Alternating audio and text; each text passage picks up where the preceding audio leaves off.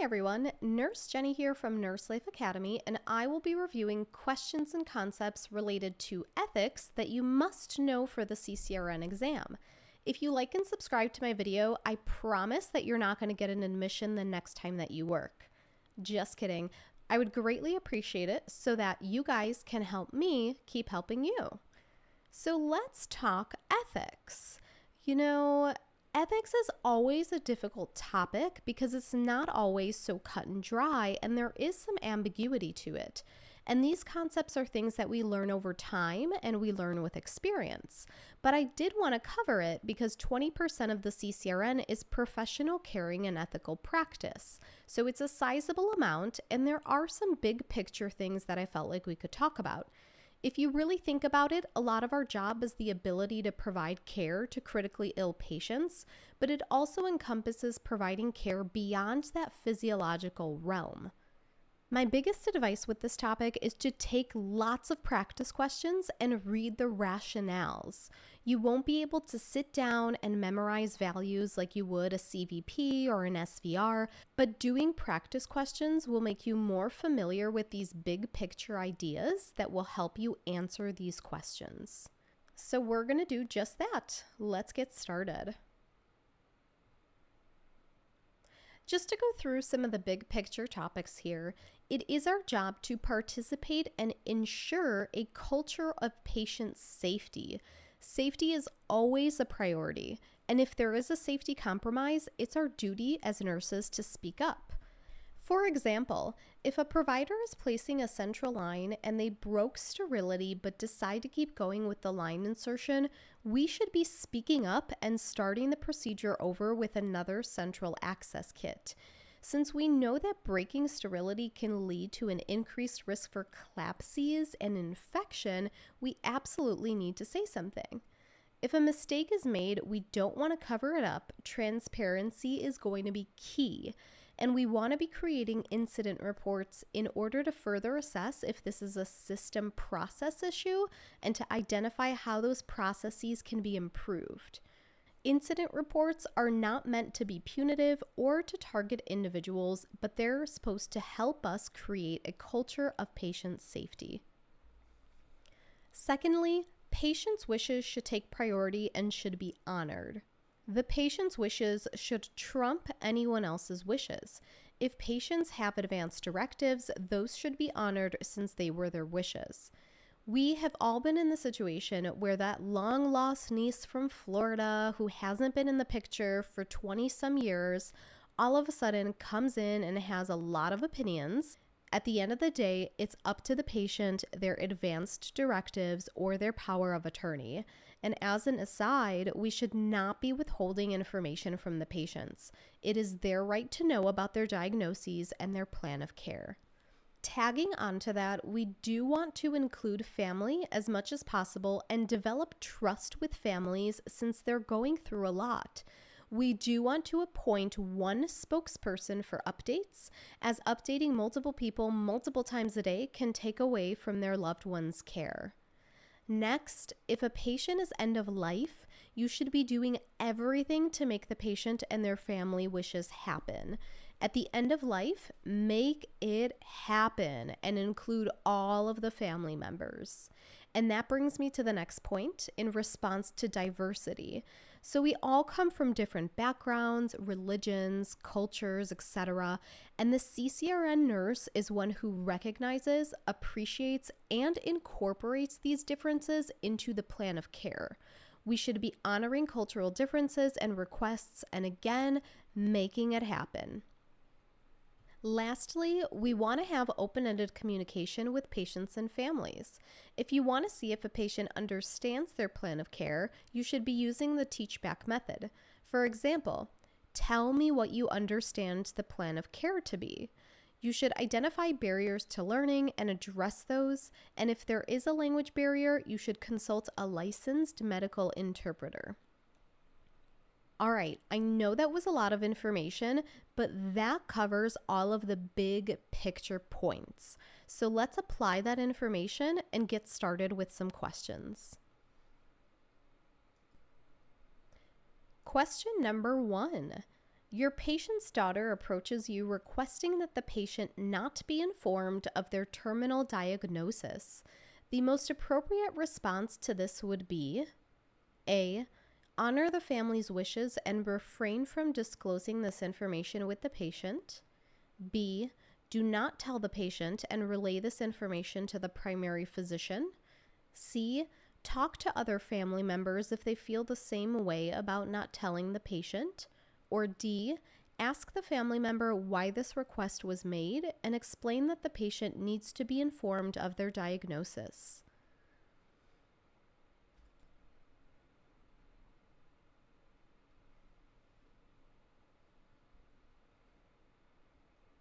And the answer here is D.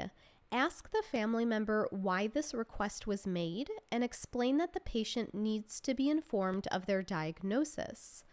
So it is important to honor family wishes. It is. However, it is not ethical to withhold information from a patient, and that supersedes the family's wishes here. Question number 2.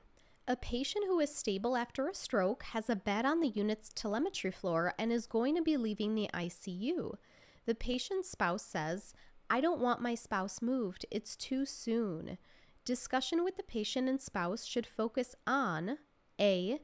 Improvements in the patient's condition. B. Reviewing the acuity of the other patients. C. The spouse's ability to act as caregiver. D. The contrasting staffing ratios of the units.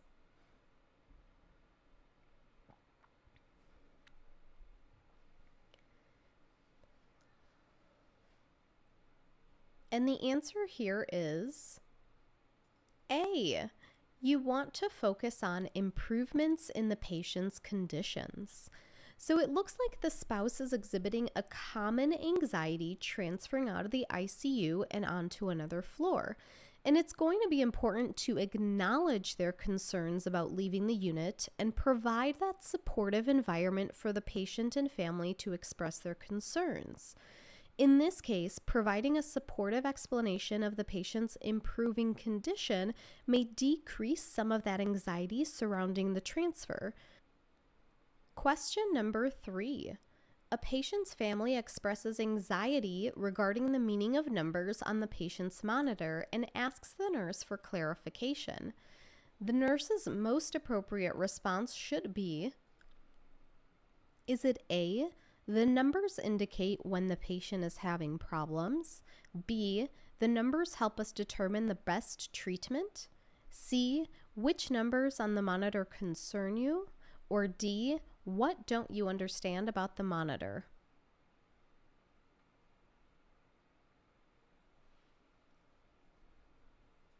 And the answer here is C, which numbers on the monitor concern you? So again, we want to focus on creating a compassionate, supportive, and therapeutic environment for the family to express their concerns. So C would be the most appropriate response, which would elicit that supportive environment. Question number 4. A patient with a CVA is in critical condition. His significant other has been at the bedside his entire admission. His estranged wife arrives and demands that the significant other not be allowed to visit or be given updates. The nurse should A, ask the provider to write an order to allow the significant other to have visitation privileges. B, request a multidisciplinary care conference to discuss visitation and communication of patient status. C, contact the hospital's medical legal department and request that the hospital attorney speak to the wife. Or D, encourage the patient to speak with his wife regarding his desire to spend time with his significant other.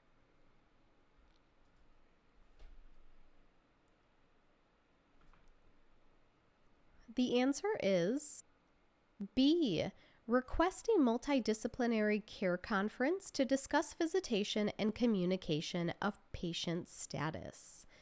So as a CCRN nurse, you want to be a patient advocate. And being a mediator in this situation and requesting a multidisciplinary care conference to determine what's best for the patient would be the best choice here.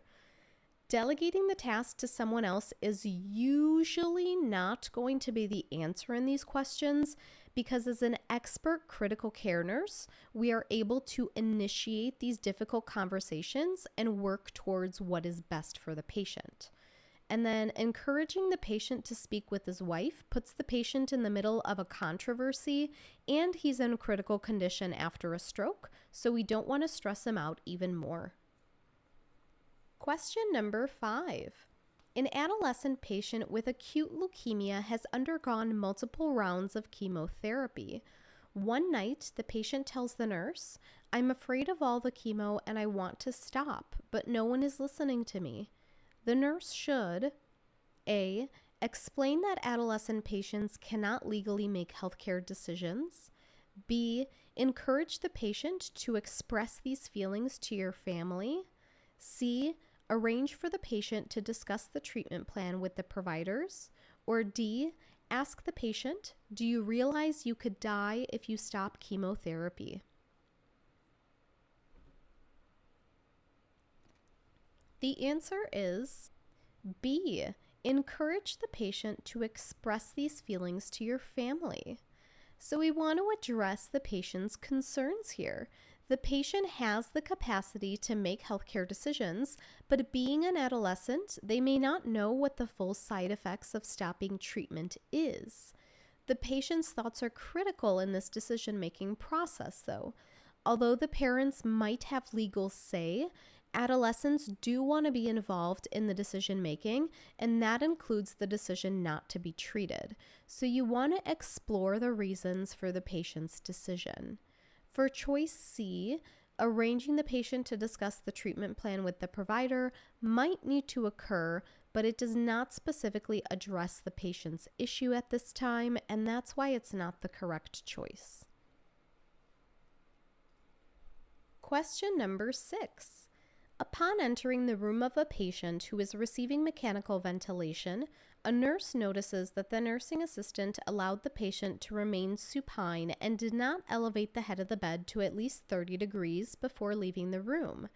The best response would be to elevate the head of the bed and A.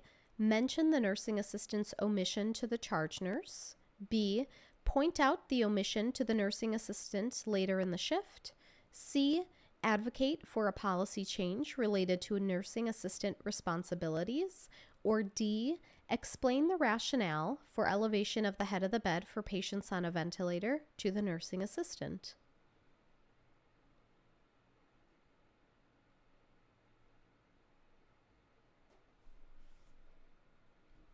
The answer is D.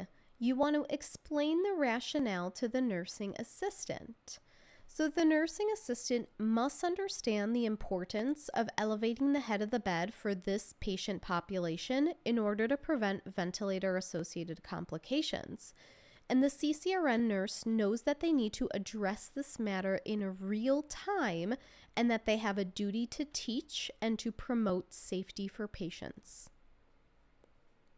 Question number 7. A major trauma victim is transported from a rural hospital. The patient died prior to the wife's arrival to the unit.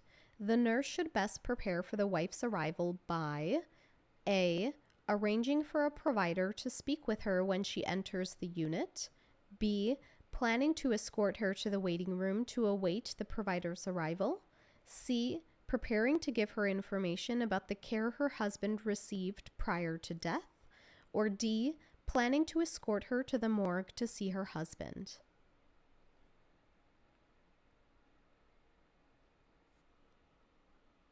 The answer is C. Preparing to give her information about the care her husband received prior to death. Now, this is a tricky one. Preparing to give the wife information about the care that her husband received is consistent with caring practices, and giving her that information and reassurance that her husband was cared for prior to his death will help facilitate coping and grieving. And these questions want to see if we can handle the difficult situations like this and not just delegate these conversations to other team members. Question number 8. A patient involved in an MVC sustained severe head trauma. Her father threatens to hurt someone if the staff does not save his daughter. Your best response is to A. Stand at right angles to the father and say, I can see you are upset about your daughter's condition. Can we go to the conference room and talk? B. Stand facing the father and say, I understand why you are upset. It is very hard to lose a child. C. Stand in the doorway and tell the father, you are upsetting the other patients. You must leave the unit now until you calm down and then we'll talk. Or D. Approach the father cautiously, touch his arm and say, I can understand why you are upset. Can we go into my office and talk? And the answer here is A. You want to stand at right angles to the father and say, I can see you are upset about your daughter's condition. Can we go to the conference room and talk? So here we want to acknowledge the father's feelings in a non-threatening way. You want to show caring and empathetic behaviors. Asking him to move to a more private area for him to share his feelings shows support, and that would be appropriate. Additionally, standing at right angles is going to be preferred when talking to somebody. B is not correct because we don't want to assume why the father is upset. We don't want to scold him when he's angry because that would not help him or provide a therapeutic environment for him. And in choice D, it might not be advisable to touch the father while he is threatening to hurt staff members. Also, in some cultures, touch may not be appropriate. Question number 9. A patient who does not speak or understand English is freshly post-CABG and is still intubated. The patient is increasingly restless and splinting the chest with both hands. An effective means of communication with this patient should be A. Using a letterboard. B. Contacting the patient's family. C. Using gestures and a picture board. Or D. Asking yes and no questions.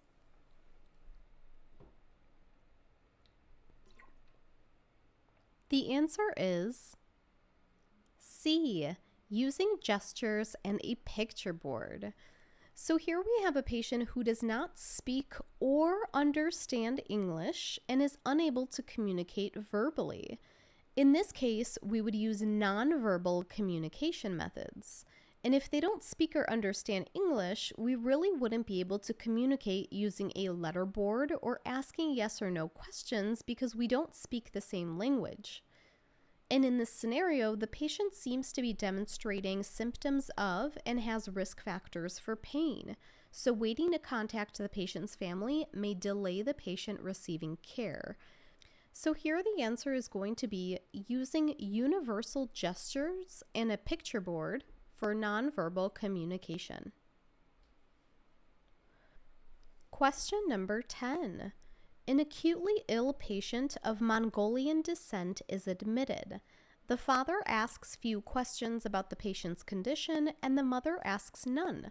Both parents appear to be proficient in English. Which is the most useful resource for a nurse caring for this patient? Is it A, cultural classes conducted by the primary nurse as needed? B, an interpreter who is proficient in the parent's language? C, information about the cultural backgrounds represented in the community? Or D, ongoing classes addressing cultural needs of the community?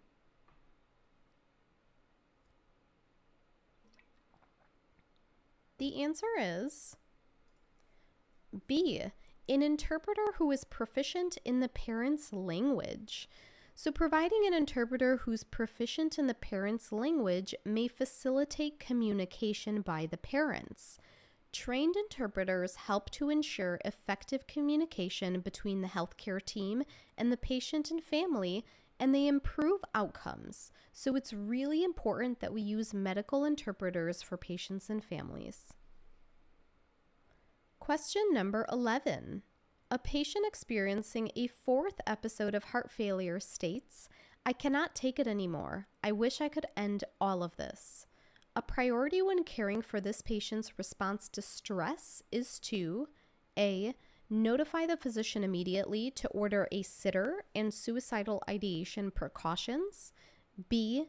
Explore the intent of the comment with the patient. C. Manage the patient in a restrictive environment for the first 48 hours. Or D. Allow the patient to have only short periods alone once in a safe environment.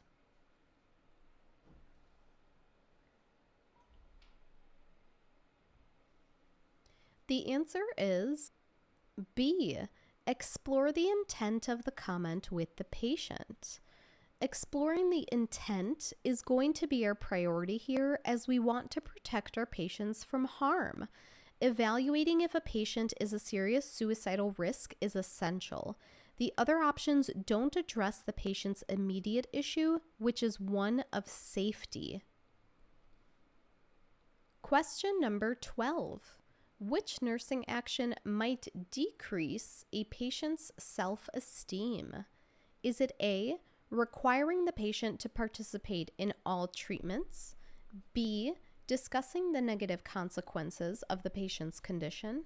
C, providing opportunities to discuss issues important to the patient?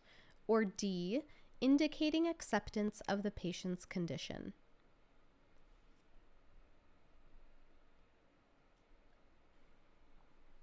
The answer is A. Requiring the patient to participate in all treatments might decrease a patient's self-esteem. So patients as well as caregivers should be invited to participate in decision-making and care, but you cannot force them to do so. Question number 13. A patient with end-stage liver disease secondary to hepatitis C has been declared brain dead. The parents decide to discontinue feedings and donate their daughter's organs. In response to the parents' request, the most appropriate action by the nurse should be to A. Contact the organ procurement agency. B. Convene a multidisciplinary care conference. C. Discuss that their daughter's ESLD and Hep C prevents her from organ donation. Or D. Tell the family that you cannot discontinue feedings without an order.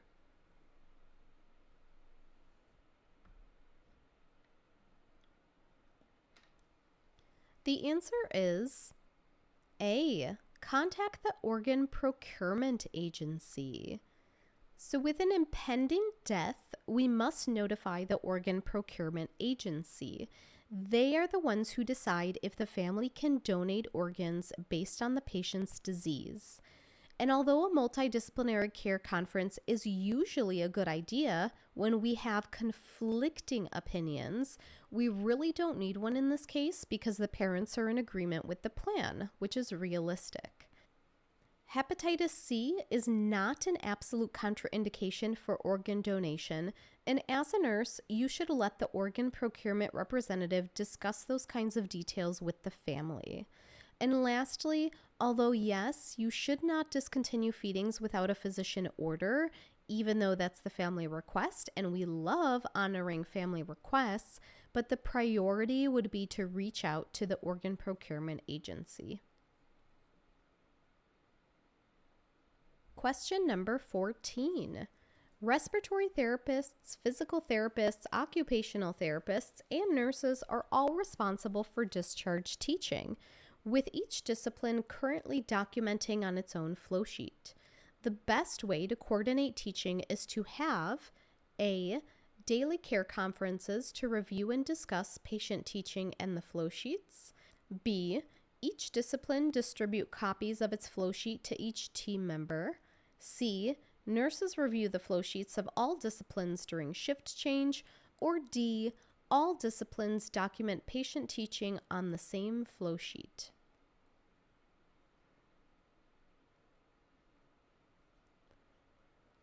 The answer here is D. All disciplines document patient teaching on the same flow sheet. Having all disciplines document patient teaching on the same flow sheet is the best way of collaborating. It gives opportunities for all of the disciplines to see the contributions of other team members. The other options would not be as collaborative, or they would be way too time-consuming, both of which would not be as effective. Question number 15. A survey reveals that all hospital nurses feel the routine 4 a.m. chest x-rays cause an interruption in patients' sleep patterns. The best strategy for addressing this issue is to A. Assemble a work group to discuss the current hospital policy. B. Reschedule all non-emergent 4 a.m. chest x-rays during daytime hours. C. Request an in-service for the radiology department about the effects of sleep deprivation. Or D. Send the results of the survey to the hospital administrator.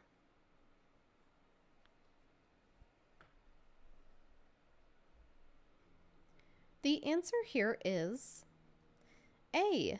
Assemble a work group to discuss the current hospital policy. So here we want to evaluate the current policy, and utilizing a systematic, collaborative approach with a work group would be a great strategy to problem solving this issue. We don't want to make any immediate changes as we still have to abide by the hospital policy. Requesting an in-service for the radiology department is not a direct solution to the problem, and there's also no evidence of a knowledge deficit. They're simply doing their job. Lastly, the hospital administrator is not a stakeholder in this issue and would only lead to a delay in changing practice. Question number 16. A patient who does not speak or understand English is admitted to the unit. Which of the following strategies is most effective when it comes to translation? A. Ask the patient's wife to translate to save time. B. Stand next to the translator and as close to the patient as possible. C. Providing all of the information, then allowing translation and asking of questions. Or D. Allowing time for the translator to decode the medical terms used in the teaching.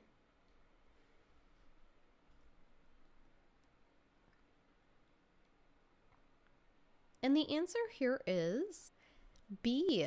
Stand next to the translator and as close to the patient as possible. We want to make sure that we're standing next to the translator and as close to the patient as possible so that the patient knows that the information is coming from the nurse through the translator. It's not advisable to use a family member as a translator since they are not trained in medical terminology and may include their own subjective bias. And when using a translator, you want to give small bits of information, stop and allow for that translation, and then continue with more information in order to prevent anything from being missed. Lastly, you want to avoid using complex medical terms as this can lead to errors by the translator and misunderstanding. Question number 17. A nurse has noticed an increased incidence of skin breakdown and pressure injuries under the standard wound dressing protocol. The nurse should A. Experiment with dressing wounds using a different technique. B. Discuss your findings with the unit charge nurse. C. Recommend an evaluation of the present dressing protocol. Or D. Apply an antibiotic ointment to wounds when changing the dressing.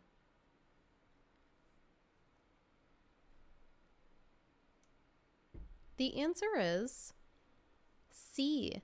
Recommend an evaluation of the present dressing protocol. So as a CCRN nurse, you will question, identify, and evaluate circumstances when standards and guidelines may be improved upon. Also, the CCRN certified nurse stays current on the most recent evidence-based practice. So by recommending an evaluation of the current dressing protocol, the nurse is taking action and advocating for a potential revision in current practice that can improve outcomes. You would not want to go ahead and just start implementing changes yet, since you do need to follow the hospital policy and procedures, but you certainly would want to start the process of taking action and bringing this to management or administration with a request to evaluate and/or consider revising the current nursing practice. Question number 18. You are caring for a Native American patient who is on hospice care with an expected imminent death. His tribal leaders would like to conduct tribal rituals, including song and dance, prior to his death. 20 people are expected to be present for the ceremony. What is your best response to this request? Is it A, tell them 20 people is unreasonable and they can have a maximum of 10 people? B, move the patient to a bigger room and allow the rituals as long as the environment is safe? C, tell the group this is an unreasonable request? Or D, suggest they reconsider and change the ceremony to keep the room quiet? The answer is B, move the patient to a bigger room and allow the rituals as long as the environment is safe. So for end of life, we are going to make it happen. We're going to keep everyone and everything safe, but we're going to make their end of life requests happen. Question number 19. Your patient is experiencing a cardiac arrest. The family is present and would like to be in the room during the code. There is no official policy on family presence during CPR. What is your next action? A, allow the family member to stay, but assign someone to stand with them and explain what is happening. B, tell them it's best that they leave the room. C, put them in the corner because they won't be able to see much from there. Or D, tell them it's not in their best interest to watch what is happening to their loved one.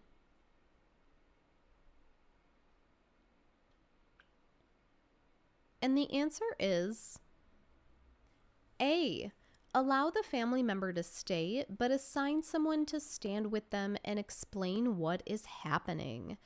So first and foremost, your decision is going to be based on your hospital and your unit policy.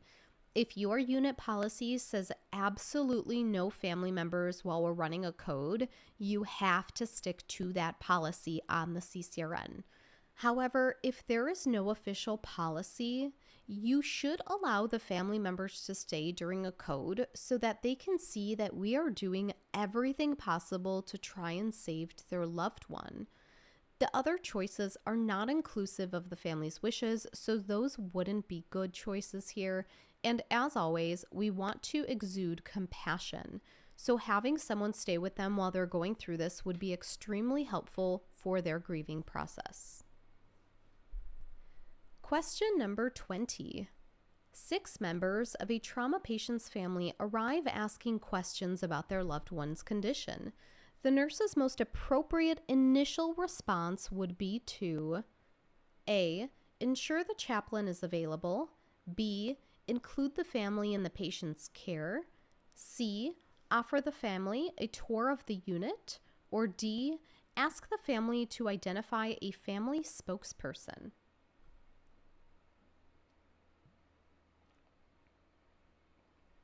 The answer is D, ask the family to identify a family spokesperson. So the most important part of this question is that family concerns need to be addressed.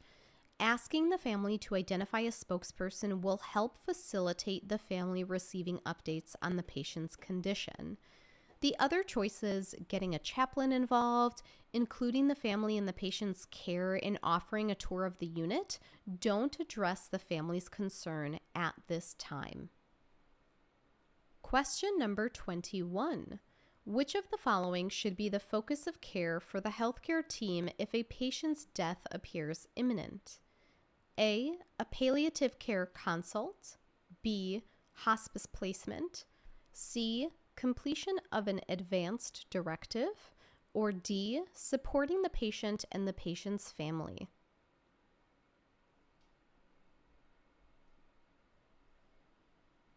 The answer here is D, supporting the patient and the patient's family.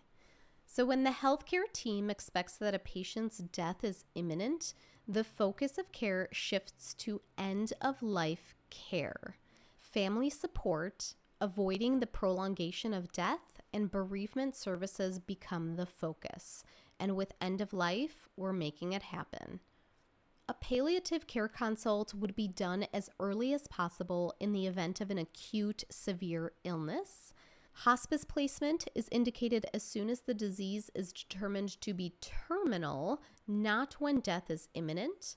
And completing an advance directive should ideally be done by all patients prior to even developing an acute illness, but not at the end of life. Last but not least, we have a bonus question. Which of the following nursing behaviors is usually most helpful to patients and families regarding end-of-life decisions? A, avoiding the use of words such as death, dying, and suffering. B, consulting the clergy for support. C, acting as an arbitrator between family members. Or D, requesting that only one person be the spokesperson.